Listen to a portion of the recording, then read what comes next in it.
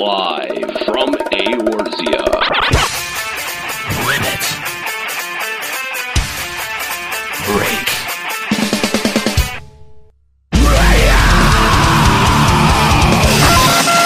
with your hosts, Nero. Now behold the horror you have wrought. Kahlo. I said don't take your clothes off. Juxtaposition. I don't get it. Ascalia. Holy shit, totally forgot about him. And Mika. Oh my god. LimitBreakRadio.com. 5, 4, 3, 2,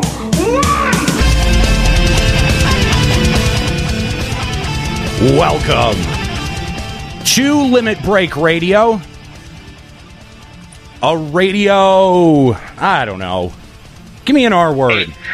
A radio reconciled. Reconciled. Record. Record? A radio record? A radio reconciled. A record of being only 15 minutes late. Welcome to the show. Thanks for joining us this afternoon on Twitch. We do broadcast live on Twitch if you're a fan of the podcast and you'd like to listen live. That's twitch.tv/Limit Break Radio. So we're going to be talking. Yeah. We're going to be talking about the upcoming patch 2.45. That's coming out sometime this week. Tuesday, Monday, Tuesday. The servers go down somewhere around there. And yeah, I think it goes live on Tuesday. Yeah, live on Tuesday. That's what it is. And we'll also be talking about some of the coil nerfs that we saw with patch 2.41. And, of course, reading your emails and much, much more. Thank you for joining us. The website is limitbreakradio.com. If you've never checked out the show before, if this is your first time, you can find old episodes. That's over at limitbreakradio.com. So, joining me today, we've got Nika Kayanian. How you doing? Hey, good. And we've also got Juxtaposition. Juxtaposition, I'm doing great as well. God, you sounded an awful lot like Kahlo today, man. You sound exactly like Kahlo. It's kind of terrifying. Channeling my Inderlanders. It's scaring me, actually. It's a little bit terrifying. We are, of course, streaming live on Twitch. Let's kick it over to the studio. Hey, what's up? We are broadcasting live from Eorzea, and look, we got a nice little audience here today in our studio in Eorzea. How you guys doing? And we want to thank Valkruma Aldrich, who was the first one in the studio today. Congratulations. Oh, wow. That's too cool. All right, so why don't we dive straight in? We've got a lot to talk about, and we don't have a whole lot of time here. Someone has to work. Yes, yeah, it's true. I also have two jobs. I got 2 jobs, guys. 2 jobs. 2 jobs. 2 jobs. So yeah, I have to go to one of my 2 jobs shortly after this. So we've got to wrap it up by 3:00 this afternoon. So why don't we get straight into what we're going to talk about today? So it actually, but before we do that, it actually looks like that this is going to be the last Limit Break Radio of 2014, guys. Of this year. Yeah. Gosh, I know. We've got one more. We've got to cover the Japanese Fan Fest. That's going down the weekend of December 20th. So we'll have some kind of wrap up that's going on the 21st or the 22nd. We haven't quite figured out our schedule just yet. But that we'll have that, and then that's going to be it for 2014. So I really want to thank you guys. The listeners, for making this a fantastic year for us. We didn't know how it would go, bringing Limit Break Radio back, from covering Final Fantasy 11 and starting to cover Final Fantasy 14. But you guys have made it a completely amazing year. So I really want to thank you, and hopefully we'll be able to continue to provide a lot of really great things moving forward into 2015. And that being said, we have laid the groundwork for a lot of big plans that are coming in 2015. And it's nothing that we can talk about right now, but it's stuff that's going to come to you guys to help us out with. So we want to have a really, really fantastic year moving forward into 2015, and that's going to be contingent on you. So we'll have more about that coming up in episode number 12. That should be sometime after the new year, and we're really looking forward to it. So please look forward to it. And please look forward to it. And also we don't have any giveaways yet. I know that we said on the next episode, that's going to be on episode number 12, that we're going to talk about the giveaways for the Yoshi P art book and the Gaius Van Belsar t-shirt. So we're not going to announce the contest until like 2015? That's right. Oh my god. That's how we roll it. It's just how we do. It's just how we do. But we'll also be giving away a soundtrack that was donated by Ryuichi last night. So there are 3 giveaways to look forward to coming up in 2015. Now the reason being that we don't have a full crew today, Mr. Landers not being present. I would like everyone to be present when we announce the giveaways, considering that one of the giveaways was his idea. So, which one? I remember that one. The one for the t-shirt. Yeah. I remember it. Okay. Yeah. No spoilers. No spoilers. No spoilers. Spoilers. No, you don't have to wait a whole year. You have to wait less than a month. It'll be sometime this year after has the new year. to end first. Jeez. Next year is when we'll do it. So that sounds like a whole year. I can't believe this. This is shoddy. Well, blame Kahlo Landers. I think we should continue messing his name up in further ways, just in the future. Kahlo Randers. He becomes Randers now. Kahlo Lindor's Truffles. Can just call him Randy for short. Start calling him Randy. Anyway, Randall. All right, so let's talk about some of the more recent patch stuff, starting with patch 2.41. Now, this was a bit of a controversial patch when it hit because it essentially nerfed the shit out of Second Coil of Bahamut. So we'll quickly talk about exactly what mechanics were nerfed for Second Coil. I thought it was kind of hard still. Well, yeah, we took you through it last night, Juxta, which there's stream evidence of now. You can find that at our YouTube page. And also hashtag there was salt. Salt Position made his debut last night. So yeah, but some of these changes really ushering in a lot of big time nerfs for Second Coil. But the first thing was that they threw it into Duty Finder. Obviously, that was we all knew that was coming. For Second Coil turn 1, so for turn 6, it's average item level of 90. For turn 7, 95. Turn 8, 100, and turn 9, 105. Which that sounds right. That sounds legit to me. So a lot of the mechanics that were adjusted, this is where we get into the big time nerfs. Those are fair. So for Second Coil, so for turn 6, I really don't like how they refer to it as Second Coil turn 1 or Final Coil turn 1. Let's just go with how the community refers to them. So for turn 6, damage dealt by the attack Blighted Bouquet has been reduced. So basically, it's not a one-shot kill. It does like between 2.5 and 3.5k damage. Damage dealt by attacks Sharp Sting used by Dark Matter Hornets has been reduced. I guess that's kind of okay. Dark Matter Hornets will no longer continue to spawn after phase transitions, even when players are afflicted by Honey Glazed status effect. And damage dealt by the attack Acid Spray used by Acidic Honeys has been reduced. Furthermore, players will no longer receive a damage vulnerability debuff. So basically what this amounts to is the new strat is pretty much ignore the slugs. You can ignore the slugs and just burn it down in the last phase. I ignored the slugs before the nerf. Oh, well, why don't we just brag? Humble brag. Hashtag humble brag. Nice humble brag, Nika. Yeah. Mm-hmm. It's everything is becoming easier. You can ignore bouquet if you want to. Healers can mostly heal through most of that shit. The Hornets are no real threat. So, I mean, T6, a lot of the teeth have been taken out of it. You still have to know what to do for, getting swallowed. You can't ignore that mechanic. But a lot of it's been made a whole lot easier.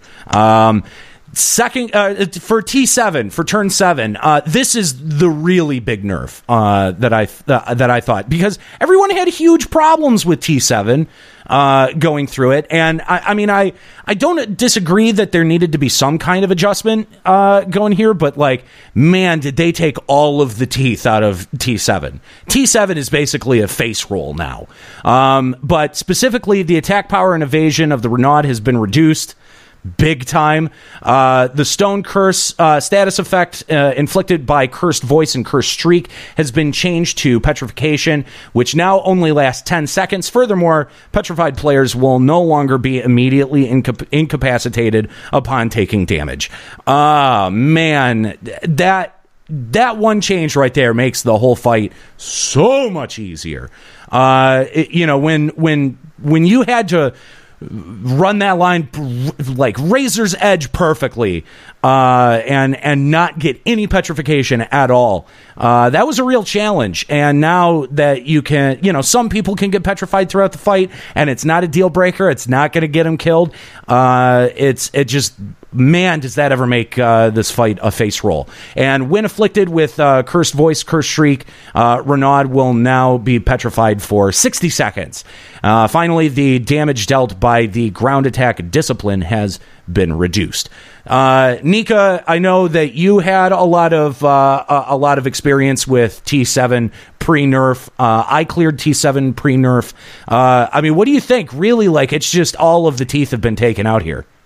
I mean, I'm feeling a little salty, I think, easy, but when you think about it, what made Second Coil so hard was that there were so many instant death mechanics that literally you messed up once, instant wipe, instant death. And I think they've just kind of realized that's not really fair, especially to players who aren't as hardcore. So I don't think in the grand scheme of things it's that bad, but it's a lot easier. Yeah, it is a lot easier, to the point where you can do this easily in Duty Finder. I've cleared this multiple times just in I'm bored, queue for T7, let's give it a shot. And you get, pretty regularly, I'll get clears. I'd say 75% of the time. It's not like we'll one-shot it, but, it's a nice way to get an extra 100 soldiery if you're looking for it. And then finally, the adjustments here for turn 8. The enhancing effect granted by the avatar when multiple support modules are charged in unison has been reduced. Damage received from languishing effect when operating the support modules has been reduced, and damage dealt by the attack landmine auto detonation has been reduced. Basically, landmine detonation is not an instant wipe. I actually think that a lot of the challenge has been left in turn 8. I found they didn't gimp the Allegan Field, which is the toughest part. Yeah, Allegan Field, and what's the other one? The ballistic missile. That is that's a bit challenging, and that'll still be a one-shot kill if you don't know who's supposed to be in and who's supposed to be out. So turn 8 is still a bit of a challenge, but alleviating some of those razor wire perfection aspects that go along with the fight. But what's really interesting is that when they added the first the turns 1 through 5 to the Duty Finder, they didn't. There were no adjustments for turns 1 through 4 that came along with that. They just basically added it to the Duty Finder, and I don't think that they adjusted much of anything about the first coil after. I think for 5, I believe they lowered the HP or something like that. That's right. They did something for 5. They've also lowered in T5. There was a hill that you could stand on to help avoid some stuff that they've actually flattened out now. The hill is no longer there. Oh, okay. But that's for dive bombs. I'm pretty sure 1 through 4 they didn't really do anything. Yeah, they didn't really do anything at all. So I mean, I understand that second coil was way more. It was way more punishing. Yeah, it was way more punishing, way less forgiving for mistakes and errors, and that some adjustments needed to be made. I just, I'm not. I mean, I wouldn't go so far as to say that I'm salty about it, but I can understand why some people would be. I mean, when they talked about the prospect of second coil nerfs at FanFest, everyone booed. You booed, Nika. I booed. I booed. Mostly everyone booed. So, I mean, I can understand why people would be a little bit upset by it. A lot of the challenge being removed, but, we are allowing players to advance in second coil and stuff like that. So, I mean, I don't know. What do you guys feel about the trade-off? Juxta, you went through the process for the first time last night. What do you think of the challenge? I thought it was still pretty challenging, especially going in blind. So, I mean, who the fuck cares? Why would you get so upset? It's old content. Get over it. It's more like we spent weeks and weeks bashing our head into it, trying to find the perfect strategy, the perfect what I really like about Coil is being able to have your team and you kind of find a groove, you find a rhythm, and once you get into that rhythm, you're kind of locked and you become this perfect, moving, swerving wave ocean of a team that makes everything perfect, but now people go in and just kind of steamroll Team 6. They don't even have to learn the mechanics. Because it just makes old content. I know, but I just feel like I wasted so much of my life learning. Well, that's on you. I mean, come on. Well, if you're wasting your time, in your opinion, then that's on you. Okay, but I look at it from a different perspective. I also think that because it was so challenging, I think that I became a better player because of it. Right. And I kind of feel like once you lower it for the more casual players, they don't have to rise to that challenge. And they might not have the time, but I kind of feel like it's kind of preventing them from taking the next step and becoming a better player. Also. Well, hold on. Okay. No, see, that's go ahead, Juxta. That's the thing, though. 90% of the casual players who are now clearing it and haven't cleared it before don't want to become better players. They don't have the time commitment. They don't have the desire. They don't have the drive. So, therefore, you have final coil to become a better player, and you're always going to have the new content to shell as a link shell. So I mean. Enough. But it's hard for me to understand that mentality because I feel like why pay $13 a month if you don't want to be better at a game you pay for? That's kind of my mentality here.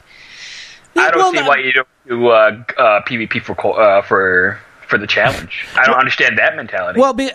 Because and Nika, I think a lot of it has to do with time allocation. A lot of people just don't have the time to devote to this game. If you think some people don't have the drive to want to be a better player, then why play a game? Yeah, no, I get that. Or the glamour. To look pretty. Clearly, I'm going to pay $13 a month to play dress up on my character. I can just go back being 5 years old and buy Barbie dress up if I wanted to do that. The graphics are way better in this game. IMO.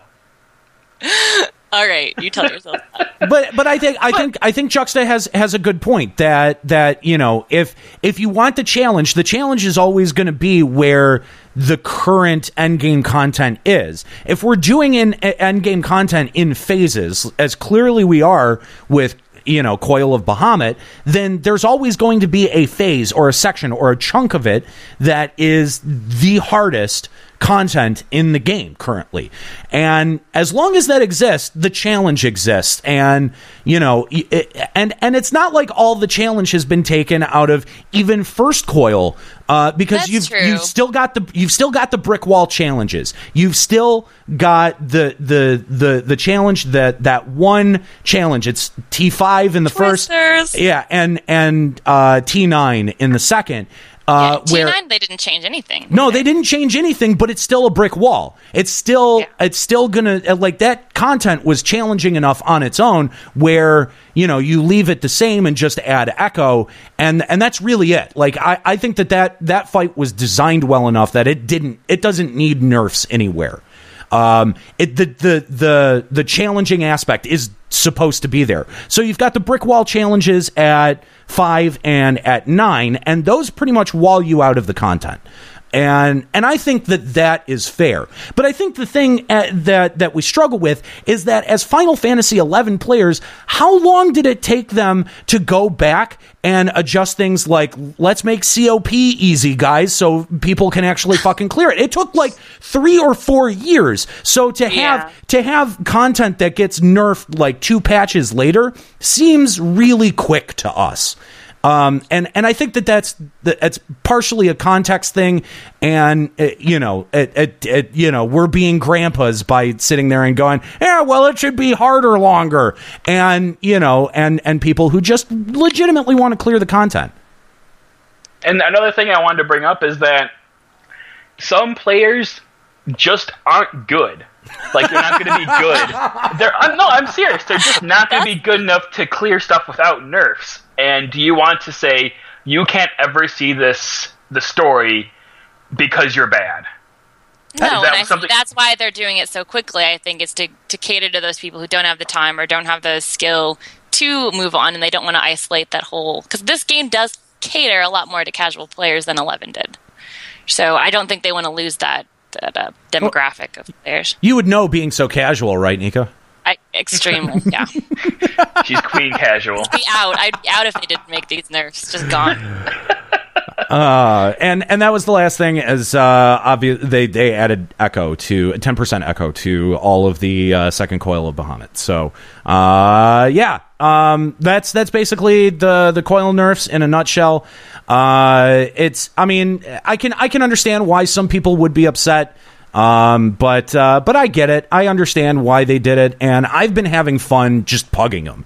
I had the good fortune to learn a lot of these fights. Well, at least T6 and 7, I learned with my raid static, which is now called Team Filthy Casuals, and is headed up by Kyle. I was really fortunate to learn a lot of those mechanics. So I feel like when I do pug them, I have a lot of, I have a leg up on the mechanics and knowing the fight, and it's really helpful. So I like the fact that I can pug those fights, and they're fun fights too. I think they're fun to pug. It's kind of like Shiva. Everyone says that Shiva EX is way easier than Ramu EX. She is. Well, yeah. to a degree, I don't know that it's easier. I just think it's way more recoverable. And I guess no, man. I've literally easier. cleared Ramu once, and I've gone in with my raid group. I've gone in with other people who have cleared it and literally only cleared it once. Shiva X, I cleared it on we wiped once and second try clear. I don't know if that doesn't scream easier to you, but it's completely. I don't know where you're going with that, Amir. I'm sorry. You're on your own. You are on your own. Way easier. Yeah. Yeah. Okay. Okay. I mean, I don't think that there are that many mechanics in Ramu that are that difficult. Like, I mean, it takes synergy and it takes everyone knowing their own role. But I mean, like, we did it on a pug. Juxta and I did it on a pug where 7 people needed the with echo. But I refuse to believe that the only reason that, I mean, we knew that fight by the end of it. Echo helped, but how many hours did that take you? Yeah, how many tries? That was on the pug? That was just one. That was No. How many tries did it take you and me? How many did you wipe? Yeah. Oh, me personally? Tons. Lots. And how many times did you wipe to Shiva? Not as many. See? And how many? Right. And you had Echo with Ramu. Yeah, all right. And still wiped, whereas Shiva is like, oh, there's a pattern. She does 2 moves with every weapon she pulls out in the same order every time. Yeah, all you have to know is what weapon she has, and you can not get hit. It's so easy. And the second time I cleared Shiva EX when it was relevant, so that should tell you how much easier it is. But the point I'm making is I saw a tank literally go into the wrong little cardinal direction like every time, and we still won. That's how easy it is. You can purposely mess up a mechanic, and you can still do it. Yeah, I guess. Whereas if you mess up anything in Ramu, it's like, nope, goodbye. The end. Game over. Yeah. So, come on. All right. Well, I don't know. I think it actually kind of fits the pattern that they've set with the previous EXs, where Garuda was there was a challenge there. Leviathan, there's a challenge there. Then it's Titan EX, which holy fuck, and also Ramu EX, holy fuck, and then Ifrit EX, nice little cooler, Well, Ifrit breather. was really tough on healers, though. To be fair, Nobody cares about them, though. Nobody cares about healers. that's untrue, because if your healer walks in too early to switch positions and wipes the whole entire raid, that happened more than once. Because the healers have that little explosion debuff. I actually don't remember that fight at all. At all. I think I cleared it once and never. Or like if they stood too close to each other, they would explode. Yeah, that's really Yeah. Oh yeah. fucking healers. Healers suck. Yeah. What? Well, fuck them. Yeah, stupid healers. They're not important anyway. We need to get a healer, a main healer, as a host on this show. I think that dynamic needs to be here. Well, when they add red mage, I'll be a DPS red mage, so hey, I still won't have anything. Good luck with that. Melee red mage. Knights of the round. Melee red mage. All right. I think it was last weekend, Live Letter 18 went down, and Yoshi P talking a lot of changes that are going to be coming in 2.45, and even some that might be coming in 2.5. I'm not sure when some of these adjustments are slated for exactly. But we're following a nice little outline. I want to send a shout out to Sign, CYGNE, and they're definitely worth a follow on Twitch. They were the person responsible for translating the live letter. They were doing the live translation. Understanding what was going on was really easy thanks to them. So shout out to Sign. And then the summary that we're using was provided by Dice3 on Reddit. So shout out to you, I guess. Yay, Reddit. Actually, it's pronounced Saigane and Dice3. Get out. Some of these things that Yoshi P talking about, Dragoon is going to be getting some buffs. We've known that Dragoon is supposed to be getting buffs for a while, but he gave a little bit more specifics. Positional buffs will be given even if the position is missed. So heavy lance, right?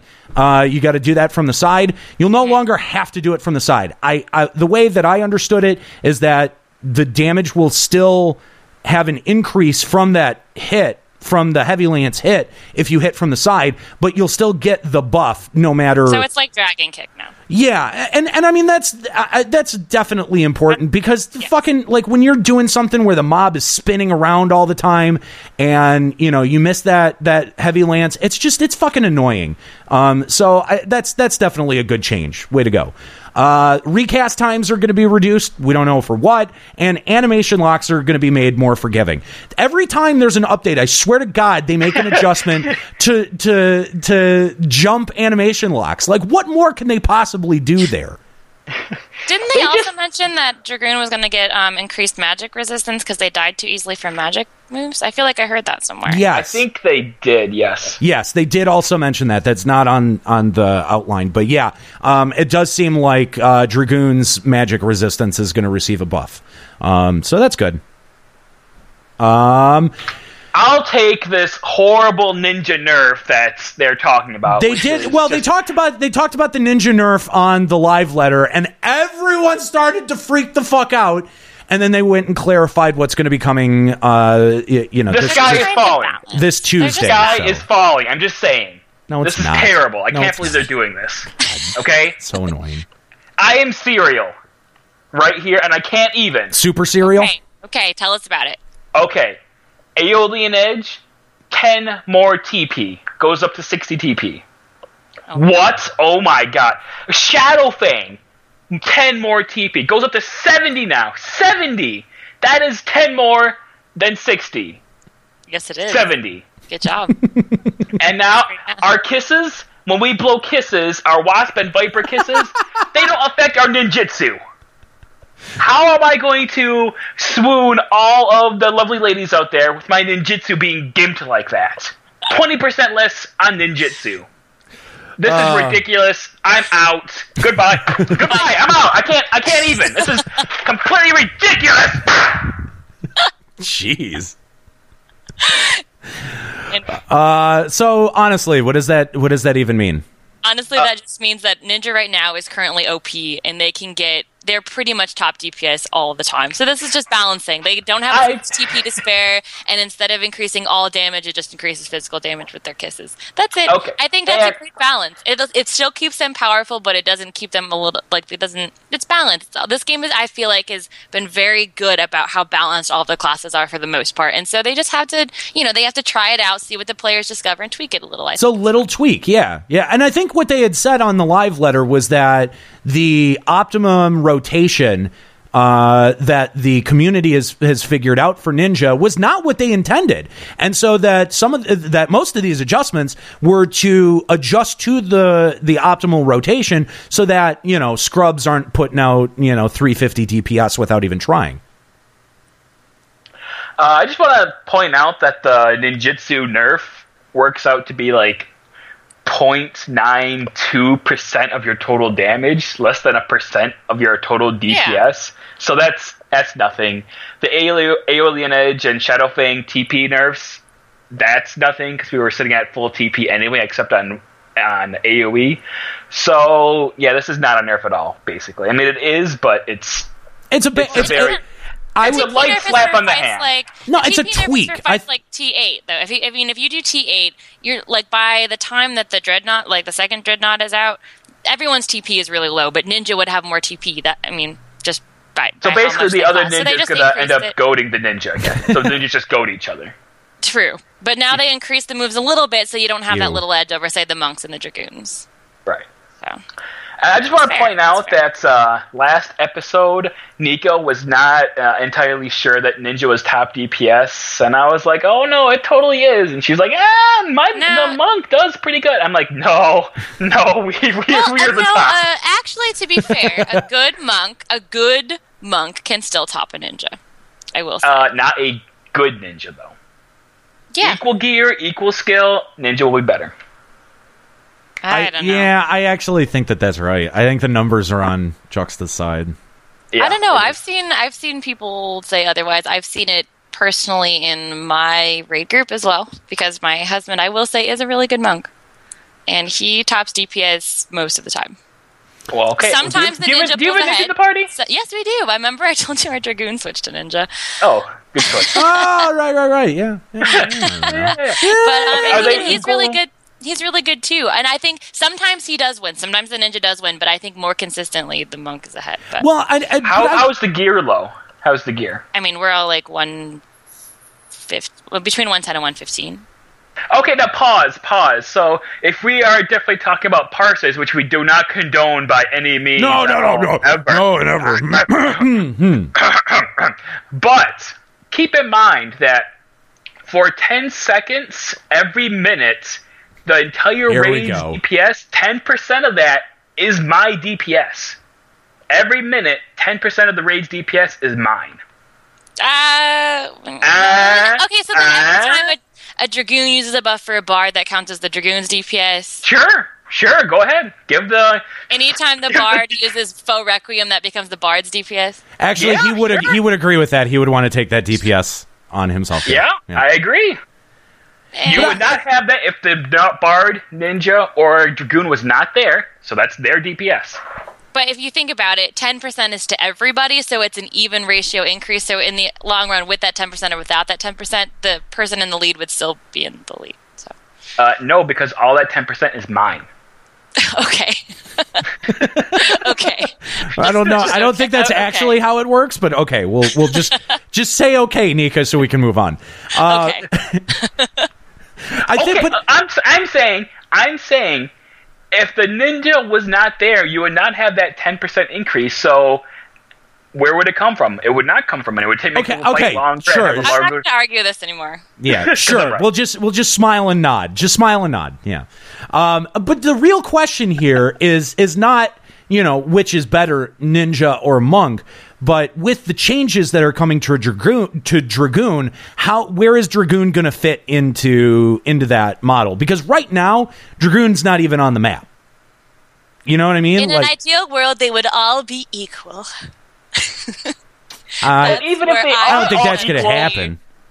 Even if they're all equal DPS, Ninja is still better because we have 10% to the whole raid. Oh my god! Just shut up. Enough. I'm not even beyond that being my DPS. I'm just saying because of that raid utility, we are automatically better if everyone is equal DPS. No. No? Why no? Other jobs give buffs to other jobs too, and you don't count that. Oh, well, you can count that. Oh, well, yeah, and plus, I think, like, summoners have, like, a 10% int or something. I don't know. I don't care about summoners. So, outside of Juxta trying to claim DPS that's not his, White Mage is going to be getting an AoE Stone Skin. And you know what? I just realized that because I just unlocked Stone Skin on my White Mage, that they still call it Granite Skin. Like, at some point, they changed the name from Granite Skin to Stone Skin, but there are still some texts that refer to it as Granite Skin. Really? Yeah, like, I think as either a part of the quest to unlock it or something. Yeah. Interesting. Are you sure? I don't know. I want to say that that's right. Screenshots or it didn't happen? No, well, it was... Go back and watch the cutscenes, but... Keep in mind, this AoE Stone Skin is only out of battle. You right, can't use yeah, it out of battle. Yeah, which is just a quality of life change, but it's definitely like you're sitting around waiting for your White Mage to cast Stone Skin on everyone, and it's like... Well, as a scholar, I personally think this is completely unfair. Why? Why? Huh? Oh. Who cares about 4-man dungeons, but when you do 8-man raids, you always have a scholar and a White Mage, and it's the White Mage's job to Stone Skin everyone, so it makes sense. Yeah. Well, it's not... It's still not fair. I want something as a scholar. Okay, I thought you don't care about healers, so why do you care? Yeah. Where's my AoE Lustry? Actually, last night, Nico, we forced Juxta to come healer to run an expert roulette. And Really? yeah, and according to him, he kind of likes deciding who lives and who dies. Oh, really? It's kind of funny. The DPS let me die on the pirate boss, and so I made sure everyone else at least died once the rest of the run, including Kyle. On purpose? Yeah! How dare you let me die? And I want to point out, Ryuichi calling this guy out, he's like, why am I bound? We're like, you gotta kill the slave, bro! He's the reason I died. And everyone else too. But mostly him. Oh. Fair enough. The end. All right, so yeah, AoE Stone Skin out of battle. That's coming for White Mage. That'll be good. So adjustments on Relic. We are going to get the next stage of the Relic upgrade quest in 2.45. They have not decided on whether or not the item level is going to be raised, but the next step in the process is going to give you a new visual model, which we knew that was kind of coming. We had seen the screenshots of Excalibur, and so we could kind of deduce that maybe that was going to be the final step in the upgrade process. You said deuce. I'm willing to bet that the last upgrade will come with 2.55, which will be the last big update before the expansion. That's probably fair. I don't know, but it seems like so what? They're going to add a new model and then they're going to put a fancy glow on it? No, the glow comes later. Yeah, like at 2.55. Like they'll add the glow at 2.55, and that'll be the last step in it. Okay, all right, I could see that. Fancy model with golden colors and glows, and then the expansion will come out, which will lead us to a whole new area with whole different things. So, do you guys think that they're going to continue the Relic expansion into the expansion? Like, are we going to continue to upgrade our relics in the expansion? I bet we're going to start our what the fuck is it called? Not the Mythic, but what's the other one? From 11? From Abyssia? Empyrean? I don't play Empyrean! Empyrean. We're going to start our Empyrean weapons next.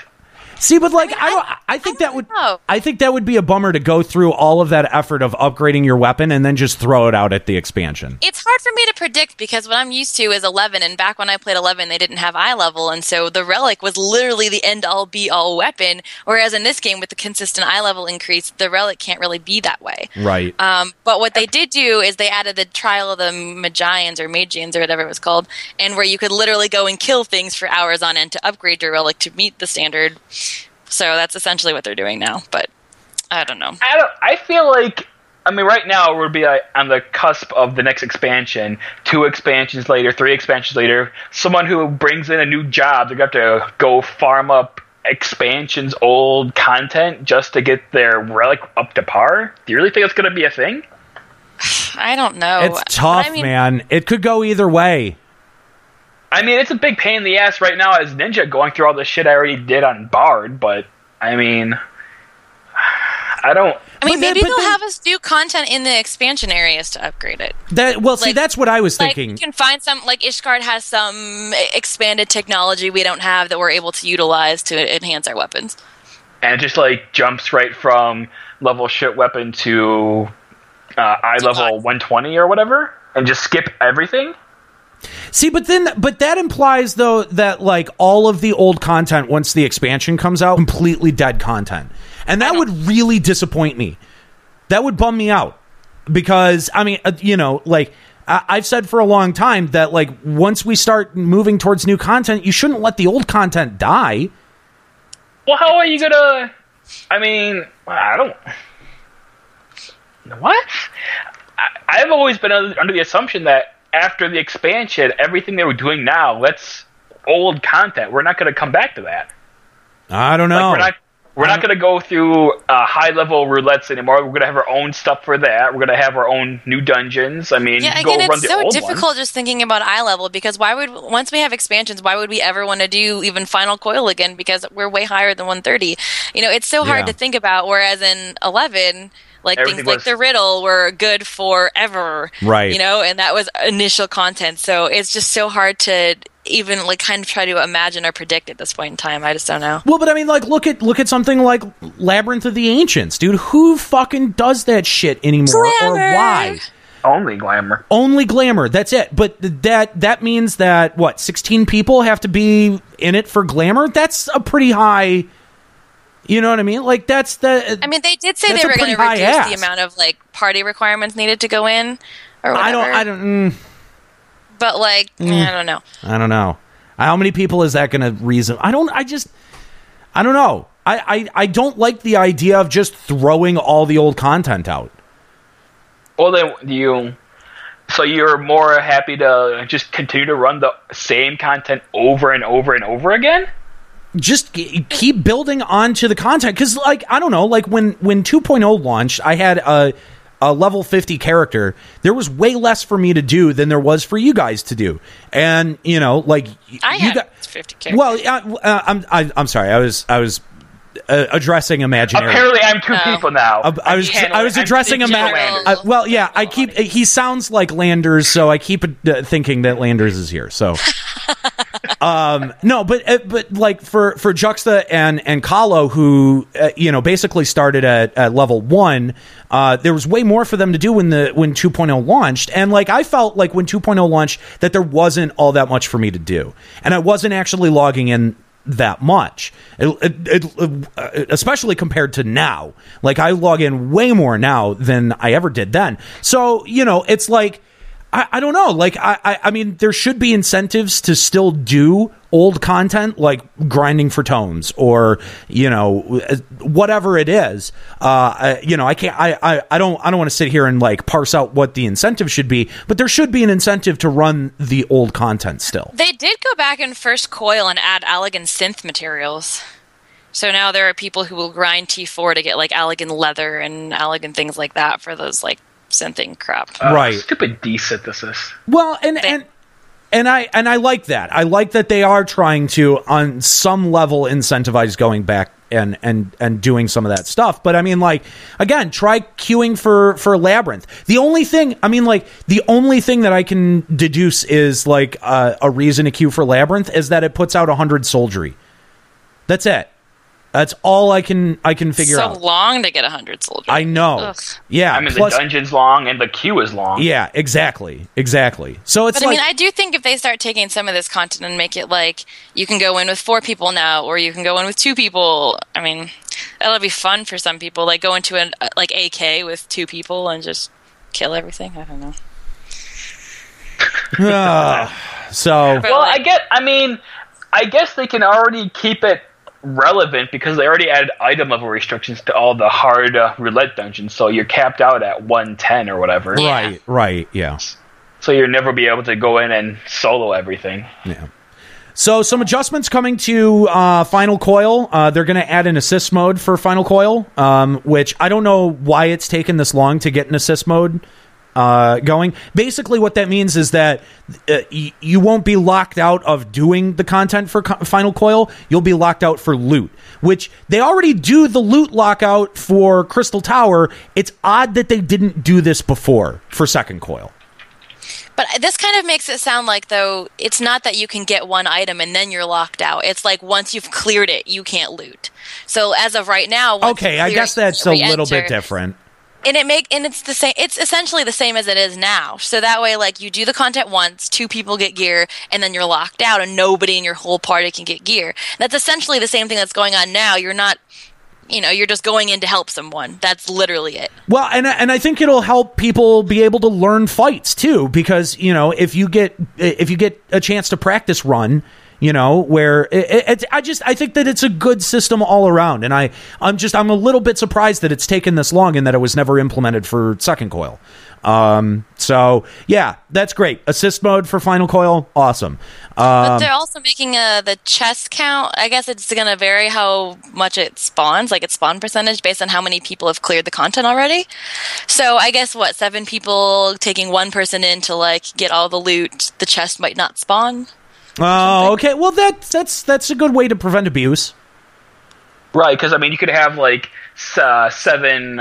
people have freaking alts for a coil and stuff, so they can have 7 people, 7 alts go and clear out the thing, and then their mains go in with the 7 alts one and at a get time, everything. Yeah, exactly. Yeah. And so that makes sense.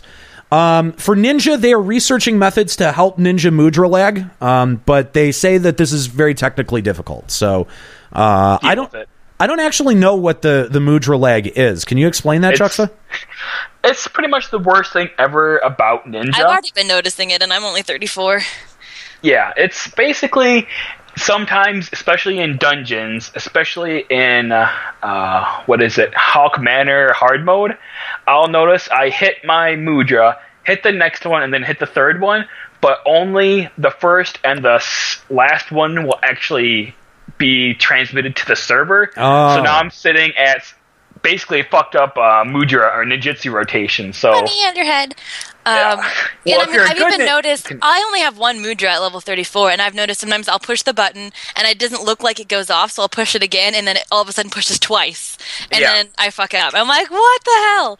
So it's frustrating. So it's a real thing. It's a real thing. It's a real thing. If you ever see fucking Doton on bosses, that's the reason. It's because we're trying to not get 0 potency rabbit over less potency Doton. So yeah, it's a thing. It's really annoying, and there's basically nothing they can do to fix it. Is what they're saying. Womp womp. So, yeah, Ninja, for people who think that it's an easy class to get high DPS, no, it's not. You kind of have to it's definitely get a rhythm. Cool. There's a big rotation and rhythm to go with it. There definitely is. Okay. Yeah. All right. Job-specific limit breaks are planned for 3.0. We've heard more about that. Ryoko coming over and popping the bunny.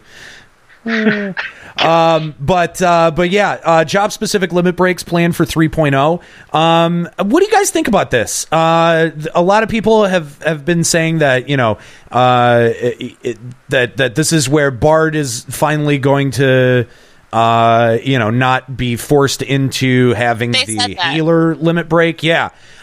So I mean, like, are you guys looking forward to new limit breaks? Like, what do you guys want from new limit breaks? I think as long as they can balance it, like, is job specific going to mean the damage output's different, or is job specific going to mean the animation? I think it's just in terms of animation. Okay, because I feel like if they make the Monk and Dragoon limit breaks completely different, and then one of them's better, you're never going to want another person, of that. Yeah, no. I think that it's an animation thing, because the way that the damage is calculated for limit breaks is based on the party, party's stats and not the individual's stats. So, I think that we'll still have the two types of limit breaks. That we'll have the AOE and the single target, and then we'll have the healer limit break. I think that and then the tank limit Bard break should have a ranged, because Bard isn't going to be healer limit break anymore, but it also can't be the melee. Like, you're not going to get out a Buster Sword and hit a melee limit break. Right. So they're probably going to add another one. Yeah, like I would say another, like sort of like it would operate maybe like a caster. one, yeah, it would operate like a caster limit break. Yeah. So that's what I think. I don't see anyone saying no, changing the limit break system to have job-specific limit breaks if they're all the same, like all the melees are equal, just different animations. I don't see anyone saying that's a dumb idea. Yeah. I don't think that anyone has a problem with the way the damage is calculated by limit breaks, but our custom animations, that would be really nice. Juxta, what kind of like limit breaks would you want for Ninja? Personally, I think we should go back to our 11 roots and have the ninja explode and do damage. That was kind of fun. I feel like the tank limit break right now is really useless, though, so I feel like they need to do something to fix that. Yeah, I agree. We actually used to use it for about 3 days in T11 and then decided we didn't need it anymore. So it's basically the fight has to be built around the tank limit break to get use out of the tank limit break. And right, and I think there's the literally only fight where that is Ultima Hard. Yep, that's it. Yep. That's the only one. Yep. It's the only one. I was excited where we started using it in T11 and like, no, if we just have Stone Skin and have the Scholar Sacred Soil, we don't need it. I'm like, fuck. So there's literally no use for it. So I don't know. They either need to make it longer or they need to make it do something different. The worst part about the tank limit break is, unlike Bard or the healer one, you can't just like spam it and then move, spam it, move, spam it, move, and make a really awesome noise to let the melee DPS that you want the limit break right the fuck now. You can't do that in tank because it's instant. That's true. That's true. It is instant. Yeah. Oh. I've never seen anyone make noise like that with a limit break. Oh, it's hilarious. That might just It's hilarious. I'll do it next time we're in a party. So this is possibly something that they've got planned for the future. I don't know, like some of the translation is a little bit dodgy on this one, but there's something called Grand Company Squadrons where you can lead your own team of Grand Company NPCs and train them and then run instances with them. I like this idea, but I want not to be nameless NPCs. I want to go out with Thancred and Midphilia and save the world together. So you want from 11. Then you have to think, is it like only certain people can have certain NPCs, or is everyone going to have a duplicate of the NPC? Here's what you can do.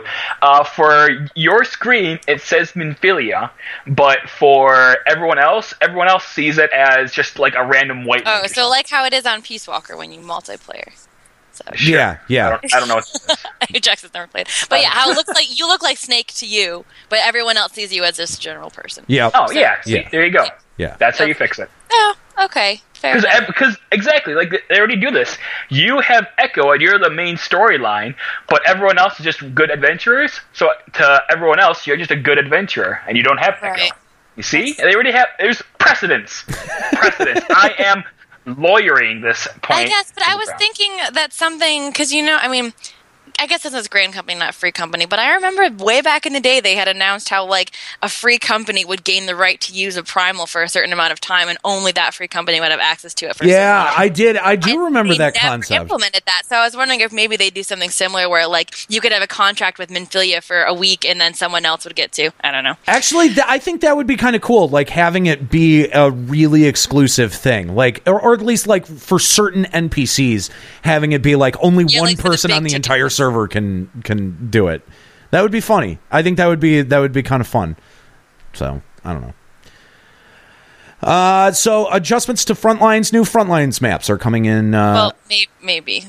No new maps. It says No that new they maps. could Sorry. have been mistranslated. I gotcha. No new maps are coming in possibly not. 2.5, but there is a new map coming in 3.0. So Yeah, I was going to say there's only one map right now, right? right. That's boring. But they are planning to add new rules in patch 2.5. The map will be the same, but the rules will be slightly different. So there you go. For crafting gathering, no new crafting gathering gear in the immediate future.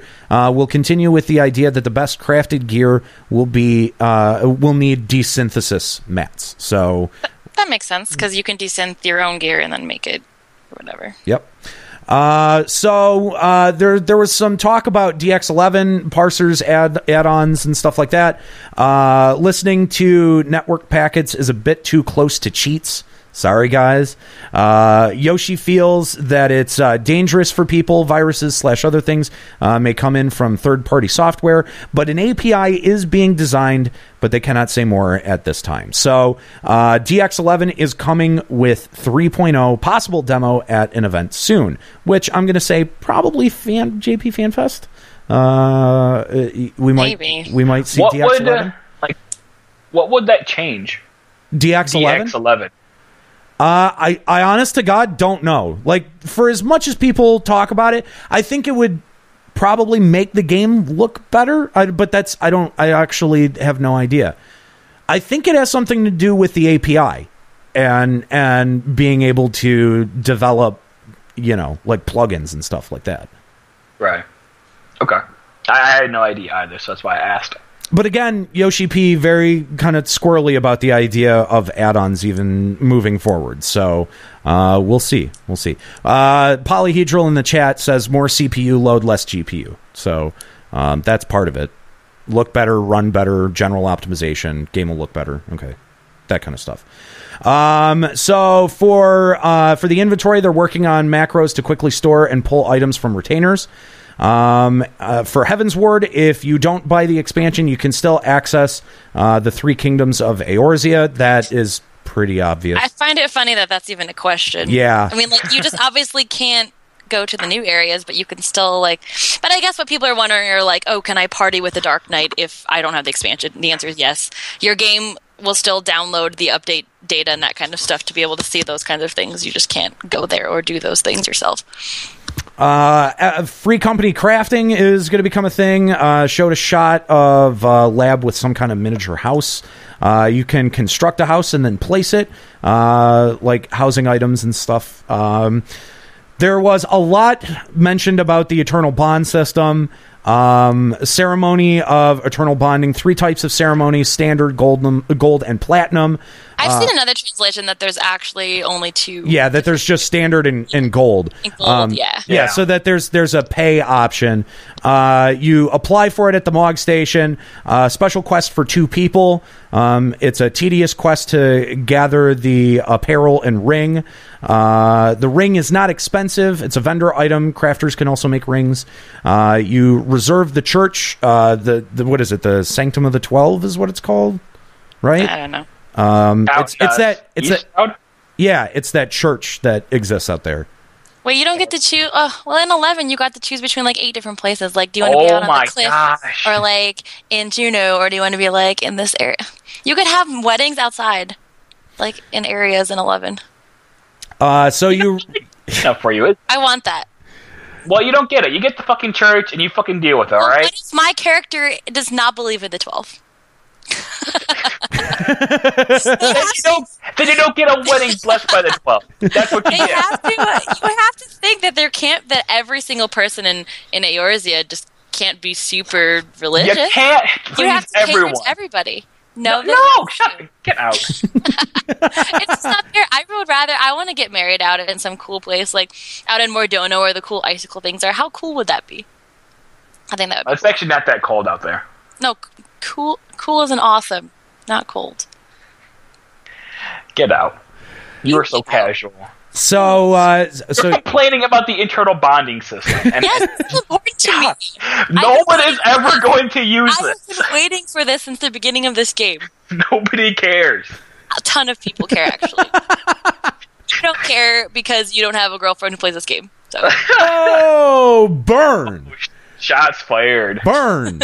Guess what? I wouldn't marry her in game anyway because I'm not spending my hard-earned gil on her. I need a prenup.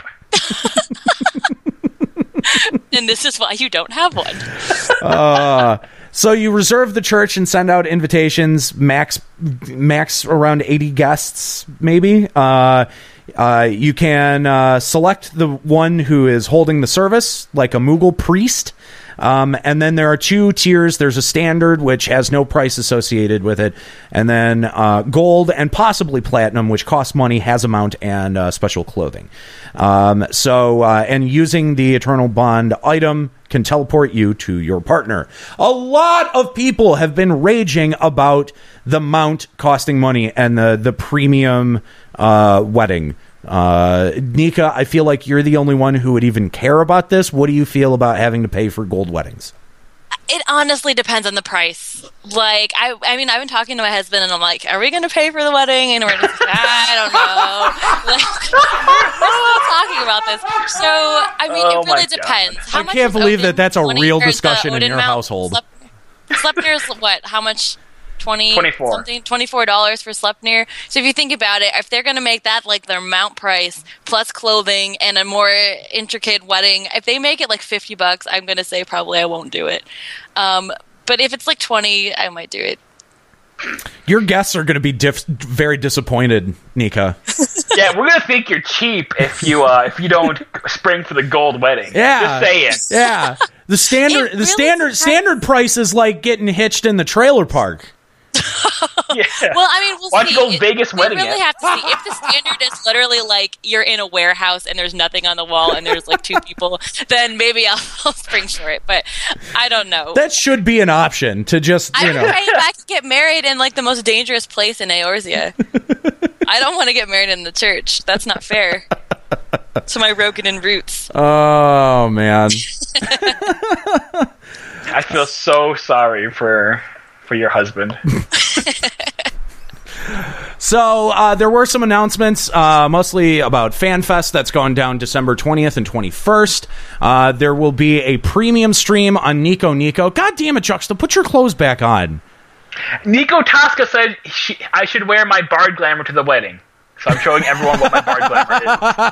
Uh-oh. I can't see. It's Steve-O, basically, from Jackass.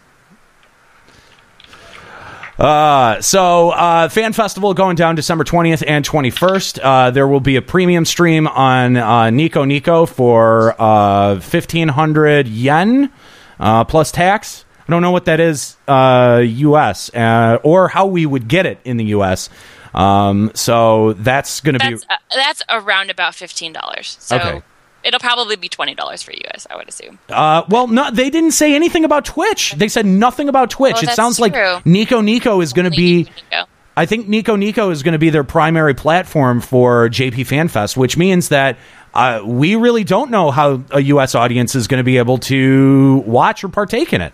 I mean, US can use Nico Nico. You can have an account on there. It's just you have to know what to click on. Yeah, but will it? Yeah, will $1,500 is give or take $15 based on the exchange rate at the time. But will it take my credit card? I don't know. Good question. The biggest problem I see with using Nico Nico is that you won't get the awesome Twitch emotes. That too. That's also disappointing. That's the biggest problem. Yeah. I kind of am legit disappointed that they don't have something going for Twitch for this. You know, kind of shitty. It just seems like they did it for US, they did it for Europe. Why not do it also for Japan? They also didn't have Nico Nico for our FanFest, which is the Japanese's YouTube Twitch thing. That's true. I mean, okay. They might have been thinking, because can you use Japanese credit cards on Twitch? I don't know. That's a good question. Because this is their program for them, and they didn't have a Nico Nico broadcast for the American FanFest, so they're trying to be fair, I guess. I don't like it. I don't like it. Nobody cares. It doesn't You're not cater to Japanese. us, so it's You're not Japanese. This is not for you. So, but here's the thing. So, this is going down December 20th and 21st. That is the weekend of my 30th birthday here, folks. I turned 30 that weekend. And it would be nice if we could sit here and say, this is our plan for that weekend, and we're going to be able to bring you a wrap-up all nice and clean at this time. We don't know. We don't know. But the thing is that we're going to be here. We're going to be in studio. Juxta, Kahlo are coming down to hang out and celebrate my birthday. And so we're going to try to do something for JP Fan Fest, but obviously we don't know what that is yet. So hang with us, and we'll have more information. Check back at our website, limitbreakradio.com, when we know more. It may be that, we don't know what's going on until it actually goes live, and then we figure something out. So just stay tuned. Yeah, look forward to it. Watch the Twitter, watch the Facebook, like us on Facebook so you know when shit goes down. Subscribe to our Twitter so you know when it goes down. The end. There you go. Look forward to it. So let's see. New veteran rewards for 630 days. There's a wind-up Nanamo and a fat chocobo head, which everyone freaked the fuck out about. Head. Yeah, fat chocobo head. Everyone freaked the fuck out about. So that's pretty cool. There's the From Astral to Umbral OST releases December 17th. That's exciting. That's you'll be able to check out like full studio versions of those Primals tracks. That's awesome. Yeah. The seasonal event Starlight Celebration is coming. The exact date will be announced later. Heaven's Turn is also coming. The exact date will be announced later. And finally, we just got this on the blog the other day. The Spriggan Cap is coming with 2.45. It's cute. And actually, if you watched the European Fan Fest, Yoshi P had totally forgotten that they had even added this item. It was in like a video for, I want to say it was the Easter event, and somebody like in the crowd, like they did a crowd Q&A, was like, "Hey, are you ever going to add that Spriggan Cap? Because I've done all of the Easter events that are possible, and I've done a ton of treasure hunting, and I've never been able to find it." And he goes, "Shit, did we add that?" Like, and so he was like, "Okay, we'll add it. We'll add it for 2.45." So there you go. Payoff for the Spriggan Cap. Good for that person. For the 4 people that want the Spriggan Cap, there you go. Okay, you don't want that for Glamour, Juxta. Yeah, okay, you're part of the 4. I included you. What about, and you are a part of the 4 as well? No? I'll have it, but I probably won't use it. I don't use the stupid Slime King hat either. Slime one was the best. I wore that for like 2 months. It's awesome. Okay, the worst. Your glamour has to make sense, okay? You can't just throw shit on you randomly and willy-nilly. It has to look good. Like me. Like what I'm wearing. That looks beautiful. Do you see my underwear? It's terrible. It's gold dyed. It's shiny. Wow. Of course it would be. I don't think that made much of a difference. All right, so that's going to be it for what we know is coming down the pike. Live Letter 18. You can get links to all of the stuff that we were reading off of today at our website, limitbreakradio.com, when this episode comes out on Tuesday.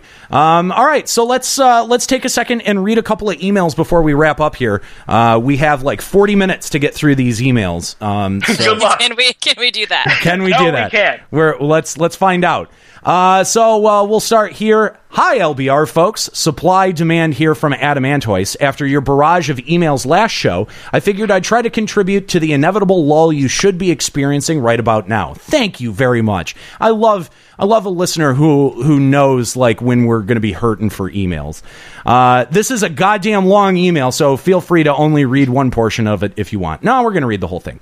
First, a sweet ass story, you bitches. My static was on our second run of T10 for the night after the Scholar and I, as the warrior, had combined for a double derp screw up, a critical rip.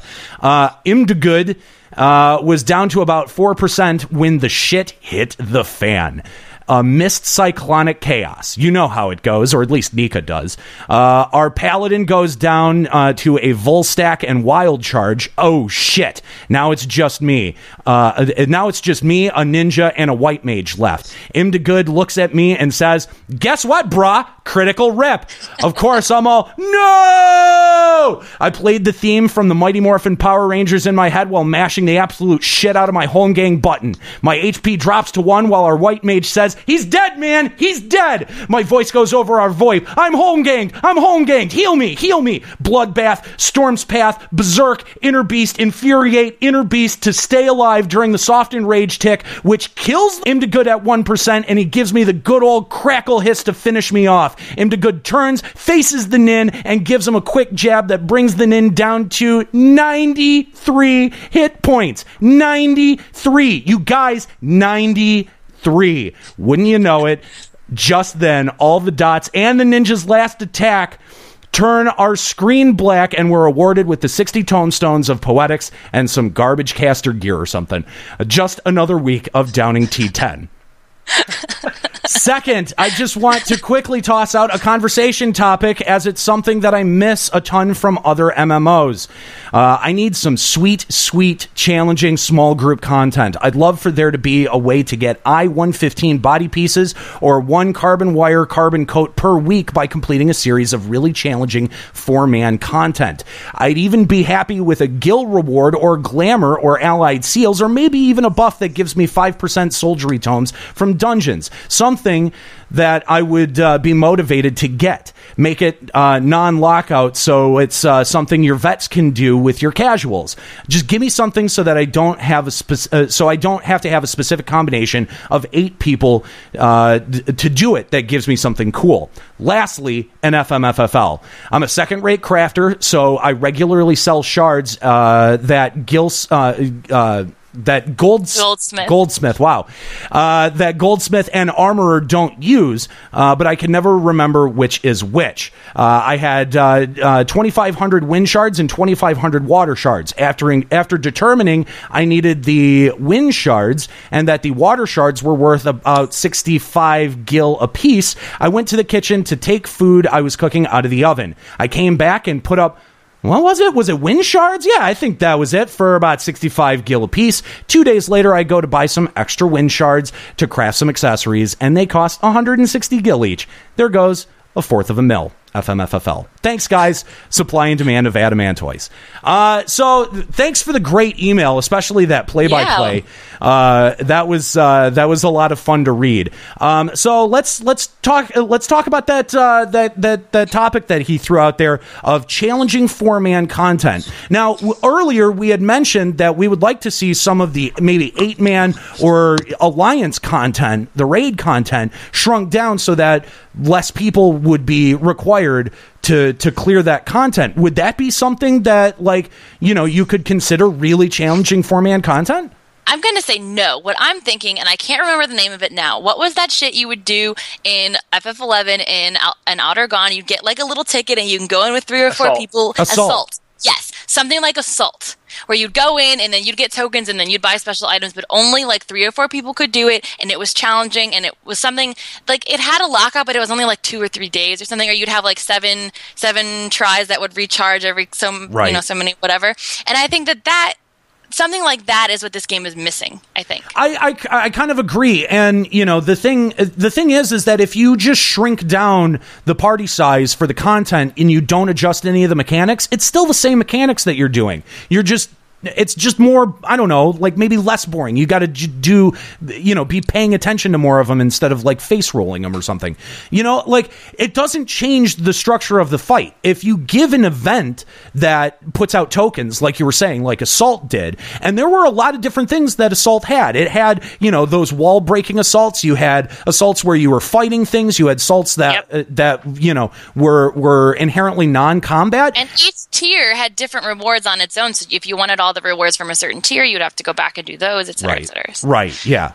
Exactly. So, yeah, I think that new content, challenging content for 4-man parties would be good, that has high-level output, because right now it's basically, the 4-man content that we have is intended to be grinded like over and over and over again. So as soon as everyone knows the fight, there's no point in even paying attention while doing dungeons. Yep. So great email. Thank you very much, Supply Demand. Juxta, why don't you take our next email here? Okie dokie. This is from Drew Sick of Balmung server. Hey guys, this is a PSA for the community. LOL, sorry, I'm so used to the EX mechanics. XDD is not an acceptable excuse for sucking and or fucking up a hard mode trial, nor is it an acceptable brag because nobody gives a fuck. We're just out here trying to get this Nexus Light. Stop ice branding the entire party in Shiva hard mode. Cheers! People actually make that excuse? Actually, I feel like I've made that excuse before way back. Yeah, I feel like I've been one of those too, yeah. But it was only with Titan, because Titan EX is something you really train your head for, and then when you go back to hard mode, it's like, wow, this is so different, it's hard. Yeah, that's true. That is true. Yeah, it's like everyone just stacks up on his ass in EX, and then don't. But the thing is, you can do that in hard mode, and it makes but it easier, people but don't. Does. Yeah. If people don't, then it just fucks everything up. Yeah. All right. Thank you, Drew Sick, for the email. Let's move on. All right. The next one is from someone who prefers for their name not to be read aloud, but also apologizes that Japanese is their first language. So let's see where this goes. You gotta say the little face, too. No, I'm not. No, there's a cute little emoji that all Japanese people do that's adorable, and I love people who do those things because they're so cute. Anyway, it says, hello, I really love the show, and it made me really excited that I found you guys again after so long. I just recently got back into FF14. I stopped playing somewhere between patch 2.3 and 2.4. I stopped playing because the group of friends I played with recently stopped playing as well. We've done many things together, even clearing Savage Coil 6, 7, and 8 to get our titles. Wow. I'm jealous. It was the most fun I've ever had. We made plans to go to FanFest as well, but it didn't happen, unfortunately. They all went their separate ways. I thought it would be impossible for me to find a good group of friends to play the game again, or impossible for me to find a group as accepting as they were, as I am literally mute. Being unable to talk kind of shuns you away from most endgame groups. Of course, I was only able to listen on a voice IP. I wonder, are you literally mute, or you just don't have a mic? I don't know. He said he's literally mute. He said literally mute, literally so I'm going to say that it might be a medical condition. Wow. Are you? Okay, This kind of made me depressed. Thus, I stopped playing Final Fantasy XIV. When FanFest came around, I kind of hesitated to look at what was coming out since I decided I shouldn't play anymore if I was going to be depressed about my situation. However, I couldn't resist but looked at the FanFest stream, and I'm glad that I did. It re-sparked my interest in the game, and I decided to make a comeback with almost a fresh start. I decided to move to a completely new server called Hyperion and try to do a lot more things on my own. I still find it difficult to find a group of people to play again, but I love the new server that I am on, and I don't know how to exactly dive in with others just yet. I'm hoping to start doing Final Coil of Bahamut soon with someone. If not, maybe I could try running my own party finder groups just for fun. Wow, what a fantastic email. Thank you so much for that email. And this is one of the tough things about about playing an MMO is that you find a good group of people and you like the chemistry there, and then when it inevitably falls apart because there's real life things or there's drama or whatever, people end up going their separate ways. Sometimes dealing with that is really tough, and it can be a really big bummer. But we're really I shouldn't speak for you guys, but I'm really glad to see that you've muscled your way through it and you've found your way back to the game. And I'm rooting for you. Yeah, we're all really rooting for you, and yeah, hopefully you'll be able to find a new group to work with. But literally, being mute, I can see that would be difficult in especially really endgame situations. So that's great for you that you've been able to to overcome the depression and the non-motivation as well as everything else. So good for you, man. That's totally awesome. Congratulations. Agreed. All right. Juxta, next email.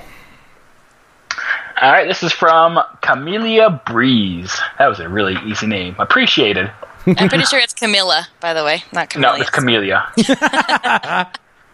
Hello, guys. I was wondering how you guys feel about the name change system they added in. Well, I don't like how you changed your name from Camellia to Camilla. Just saying that right off the bat. Continue on. Personally, I think it is good that they have it, but it seems like there is somewhat of an oversight. Before the name-changing system, people used to create a character on another server, then transfer there and back. Players started to find out that people who did this way would reappear on their friends list. Before, it would show up as parentheses deleted, but when the person who changed their name come back, their name reappears. However, the person who transferred back doesn't have their own friend list back. Not sure if this was intended, but this could be a good or bad thing depending. If a person has a desire to change their name, if they suddenly gain a bad reputation or find themselves unable to play the game because of their reputation, they wouldn't be able to do so if they had numerous people on his or her friends list that they would be able to tell them that it is him. I was just curious how you guys might feel about this. Well, how do you guys feel about it? It's not something that's affected me, so I haven't really thought about it. I mean, our raid leader has changed his name just for fun, but other than that, I mean, I don't know. I've never noticed an issue, at least not so much in this game, because in 11, if you were in a link shell and you were a leader, you could kind of like steal the gill and hop servers and jump away and that kind of stuff, where you might need to change your name and get away from your reputation. But this game doesn't cater as much to that kind of drama, at least. I don't know. Really you've got free company safes that can be looted. Yeah, but you can see who does it. It has a track record and a withdraw and deposit, so you can see when people take the money, so they know it's you. You're not gonna. I mean, I don't know. Yeah, but if they take it and then drop the free company, like, what recourse do you have? The GMs will do something about it. They actually will, I believe. And then in that case, what they said, you would be on someone's friend list and you'd be able to tell, which I do think in that case it's a good thing. I don't know, but. I mean, definitely the service is not aimed at any of us. I mean, I think we talked about this last time on the show that, you know, we have a strong enough attachment to our characters, you know, physically and name and all of that, you know, it's not a service that any of us would use. But, you know, like, I do think that there's some it does open the door for some kind of griefing, that, you know, that there's possible griefing that could come out of something like that.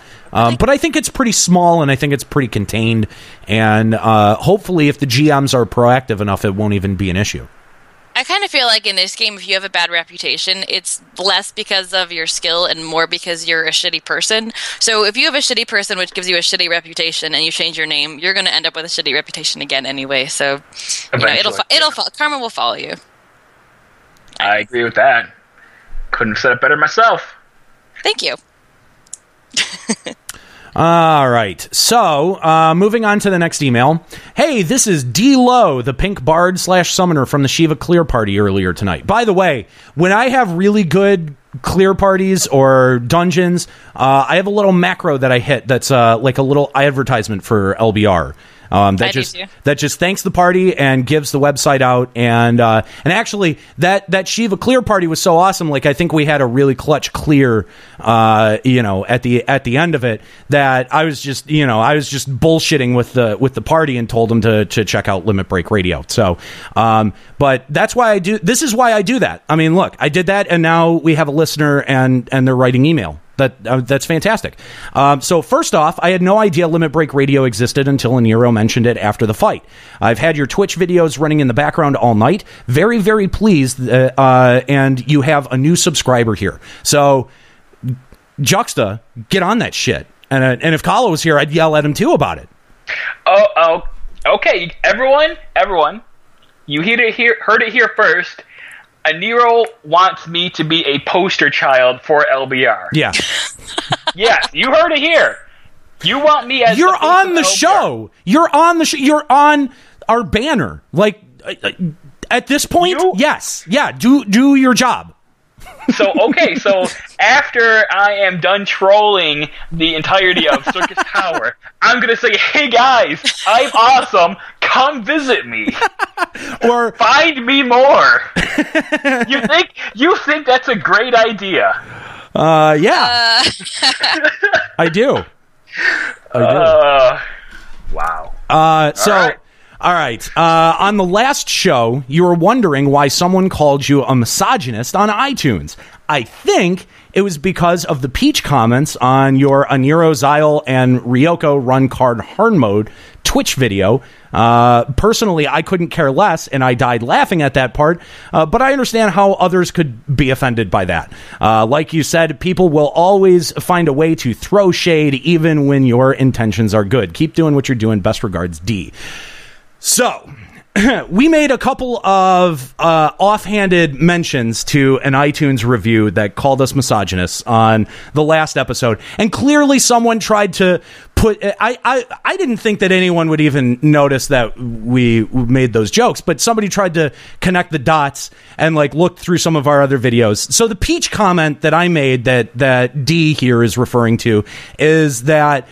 we were talking about Super Smash Brothers for some reason, and Sale, one of our former co-hosts, is like a Smash prodigy. He does He's a legit. lot of tournaments. He's tournament worthy. Yeah. He is. And that's the thing. He does tournaments, and he's like he's placed like third in the Midwest. I mean, he's fucking really good.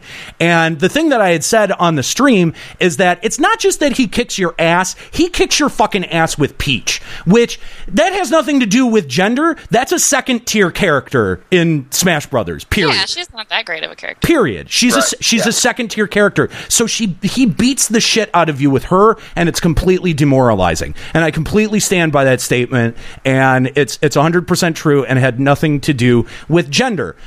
So why don't we just take a second and actually read this iTunes review so that people know what the fuck we're actually talking about and aren't trying. I'm the biggest misogynist here. I think that's So we got this iTunes review a couple of weeks ago, and we passed it around internally, and we all had a good laugh. But now, since Kahlo decided to make reference to it on the show, we got to bring it onto the show, and we got to talk about it. So here's the review. I know I can't complain about the foul language, and I don't have a problem with that. I have a problem with the shtick of aggressively shouting down co-hosts and misogynistic comments and attitudes. Even ironic, cooking-relevant, make-me-a-sandwich jokes are a repulsive thing. Sorry for being a wet blanket, but I was recommended this podcast by a friend falling in love with other 14 podcasts, and I was really turned off. Still, some insights I hadn't heard about the MMO economies, housed in a lot of shouting without proper explanations. So 2 out of 5 stars. That's the review that we got. So we got this review after episode number 9. And the exact comment that they're referring to with a make me a sandwich joke happened at the point where Nika left and went behind the bar area that we've set up here and changed to culinarian. So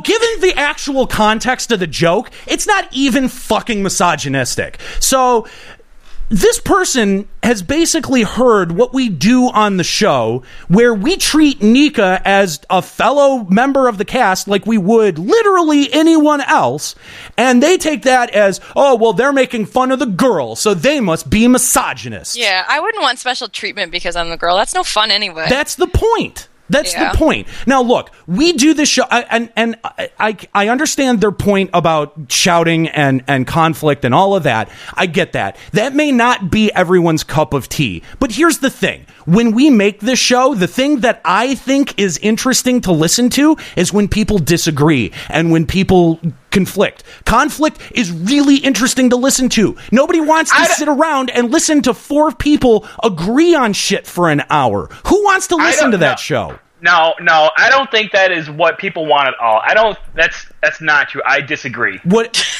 do you think they want then? I think people want to listen to people agreeing all the time. Well, so you're very wrong. There are plenty of other Final Fantasy XIV shows that do that, where it's just a bunch of people sitting around agreeing with each other for an hour and a half. Stop. No, I disagree with that. That is not true. There's barely any podcast like that ever. And this is why we have Juxta on the show. Exactly. No, this is completely not the reason we have me on the show. I am here for a different reason. It is obviously the sex appeal. I mean, God damn it, look at me. I am glorious. Okay, so can we objectify Juxta then? Of course we can. He's a sexy piece of man meat. Will we get a bad review if we do that? I don't know. Will we? Will Stellars come back to our iTunes page and give us a bad review if we start talking about Juxta's monkey nuts? I don't know. You lost 1 star there, buddy. You're at 1 out of 5 stars now. I'm sorry. I don't accept the misogynist label. Just because, I mean, like, anyone who is on the show, we treat exactly the same. If you're a caller and you call up the show and you say some dumb shit, we're probably going to call you dumb. Because that's just how we do. That's Doesn't matter what gender. Yeah. I mean, like, it just... It's pretty surprising. I mean, I know that, like, with Gamergate and everything, that the misogynist term is being thrown around a lot, and I'm sure that it's just a one-off of that, but I'm sorry, I don't accept that, and thanks. I guess thanks for your opinion, but your opinion sucks. So your opinion's wrong. Thank you. Mika, stop agreeing with me. This is not good quality podcast. I'm sorry. All right, so that's okay. We've got a couple of other iTunes reviews here that have been not so negative. So why don't we read some of those? Juxta, why don't you read this next one? Sure thing. This is from Nyo Nyo. I feel like I'm spending time with old friends when I listen to LBR. That means a lot. That's a high compliment. That's what we're going for here. Yeah, that's a huge compliment. Thank you. The whole team does such a great job of being informative, hilarious, and wonderfully vulgar.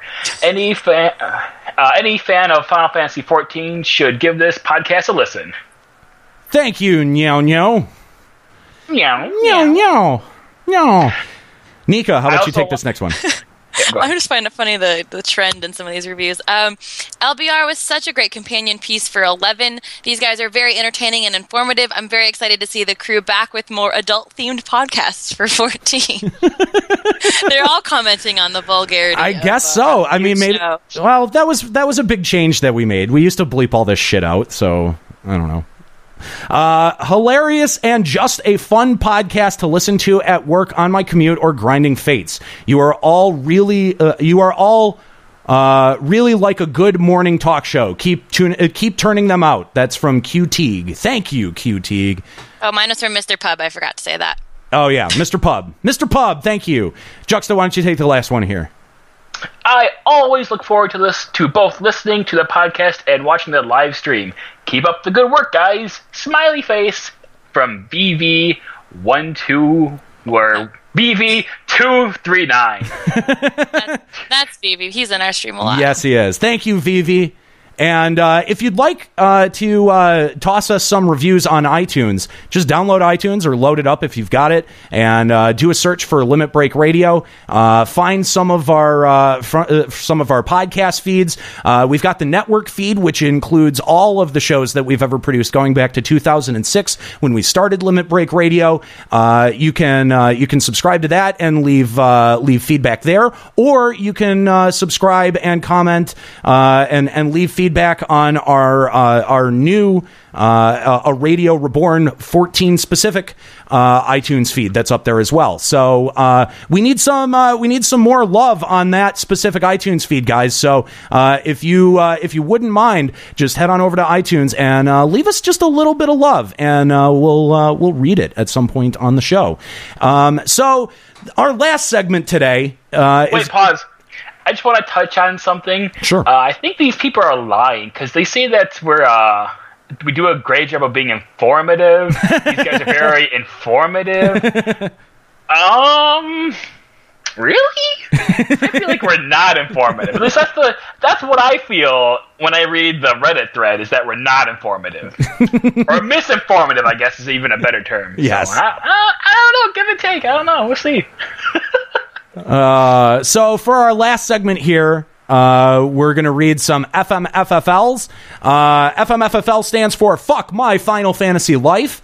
And if you want to share, we want to share your stories of Final Fantasy fail. And if you'd like your stories read, you can share them if they're tweet sized by just tagging them with the hashtag FMFFL, or you can email them in. That's hosts@limitbreakradio.com and share your stories of epic FF14 fail. So why don't we start with this one here from John Zero underscore Coriel, who says, no idea what I did, but I lost all of my settings and gear sets. FMFFL. Oh, no. That sucks. That sucks. The worst. That really is the worst. There is a way, if you're on PC, there is a way to back that stuff up, though. It's a file. I don't know what the file is off the top of my head, but I've done it before in the past. So you can just Google it, and it should tell you what to do. So Nika, how about you take this next one? The one from Thea Volaire says, finished a horrible dungeon run for my Animus book, only later to find out that I didn't equip the Atma weapon. Oh! I've done that before, too. That is the worst. That is the worst. You're not alone. Not alone. Juxta, why don't you take the next one?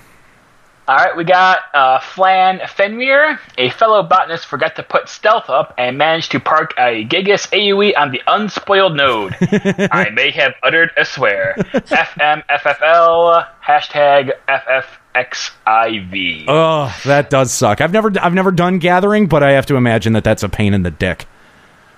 So yeah, it's like on a cooldown. So if you miss that node, then you're fucked for the day. Oof, ouch.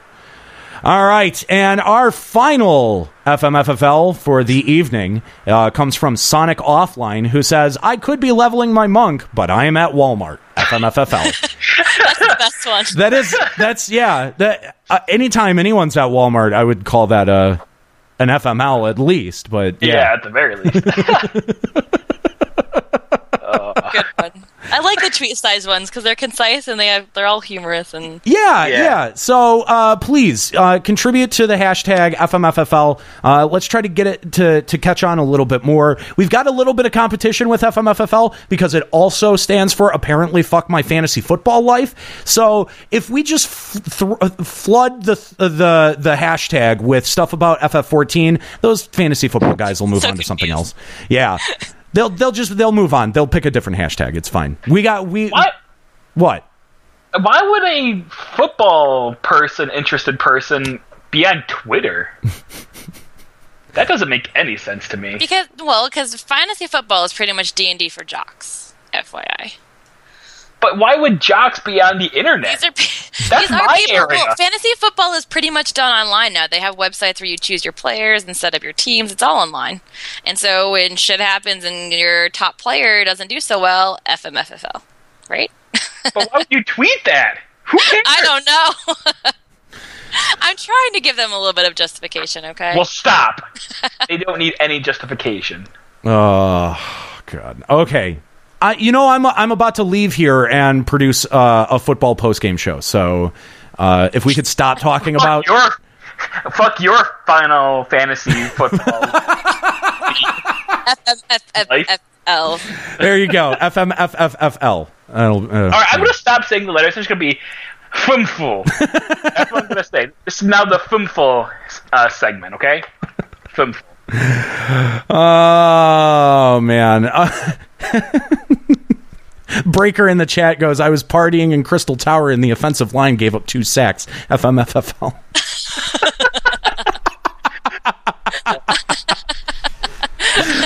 Oh. I like it. All right. So that's going to do it for us here today on Limit Break Radio. Thank you guys so much for tuning in live on Twitch. It's been really fun hanging out with you in the chat room. We're sorry we didn't get a chance to take live callers. I've got to leave in 10 minutes. If we had time to take would, but honestly, I really have got to leave. I've got to be out the door at 3:00 exactly. So it's all Anero's fault. It is. Hashtag Anero left without taking my call on the show. Fumful.